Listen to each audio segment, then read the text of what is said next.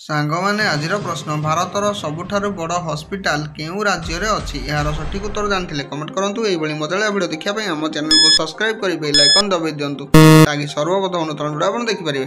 ଏହାର ସଠିକ୍ ଉତ୍ତର ହେଉଛି ଗୁଜରାଟ। ସାଙ୍ଗମାନେ ଆଜିର ପ୍ରଶ୍ନ ଜାଣିବା ପ୍ରତିଦିନ ଜିଲାପି ଖାଇଲେ କେଉଁ ରୋଗ ଭଲ ହୋଇଥାଏ? ଏହାର ସଠିକ୍ ଉତ୍ତର ଜାଣିଥିଲେ କମେଣ୍ଟ କରନ୍ତୁ। ଏହିଭଳି ମଜାଳିଆ ଭିଡ଼ିଓ ଦେଖିବା ପାଇଁ ଆମ ଚ୍ୟାନେଲକୁ ସବସ୍କ୍ରାଇବ୍ କରି ବେଲ୍ ଆଇକନ୍ ଦବାଇ ଦିଅନ୍ତୁ ତାକି ସର୍ବପ୍ରଥମ ନୂତନ ଭିଡ଼ିଓ ଆପଣ ଦେଖିପାରିବେ। ତ ସାଙ୍ଗମାନେ ଏହାର ସଠିକ୍ ଉତ୍ତର ହେଉଛି ସର୍ଦ୍ଦି। ସାଙ୍ଗମାନେ ଆଜିର ପ୍ରଶ୍ନ ଭାରତର କେଉଁ ରାଜ୍ୟରେ ସବୁଠାରୁ ଅଧିକ କୁକୁର ମିଳିଥାଏ? ଏହାର ସଠିକ୍ ଉତ୍ତର ଜାଣିଥିଲେ କମେଣ୍ଟ କରନ୍ତୁ। ଏହିଭଳି ମଜାଳିଆ ଭିଡ଼ିଓ ଦେଖିବା ପାଇଁ ଆମ ଚ୍ୟାନେଲକୁ ସବସ୍କ୍ରାଇବ୍ କରି ବେଲ୍ ଆଇକନ୍ ଦବାଇ ଦିଅନ୍ତୁ ତାକି ସର୍ବପ୍ରଥମ ନୂତନ ଭିଡ଼ିଓ ଆପଣ ଦେଖିପାରିବେ। ତ ସାଙ୍ଗମାନେ ଏହାର ସଠିକ୍ ଉତ୍ତର ହେଉଛି ଉତ୍ତରପ୍ରଦେଶ।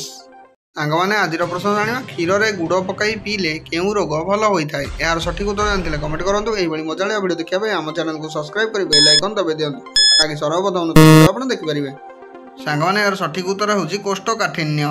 ସାଙ୍ଗମାନେ ଆଜିର ପ୍ରଶ୍ନ ଜାଣିବା କେଉଁ ପ୍ରାଣୀରେ ଦୁନିଆର ସବୁଠାରୁ ମହଙ୍ଗା ରକ୍ତ ଅଛି? ଏହାର ସଠିକ୍ ଉତ୍ତର ଜାଣିଥିଲେ କମେଣ୍ଟ କରନ୍ତୁ। ଏହିଭଳି ମଜାଳିଆ ଭିଡ଼ିଓ ଦେଖିବା ପାଇଁ ଆମ ଚ୍ୟାନେଲକୁ ସବସ୍କ୍ରାଇବ୍ କରି ବେଲ୍ ଆଇକନ୍ ଦବାଇ ଦିଅନ୍ତୁ ତାକି ସର୍ବପ୍ରଥମ ନୂତନ ଭିଡ଼ିଓ ଆପଣ ଦେଖିପାରିବେ।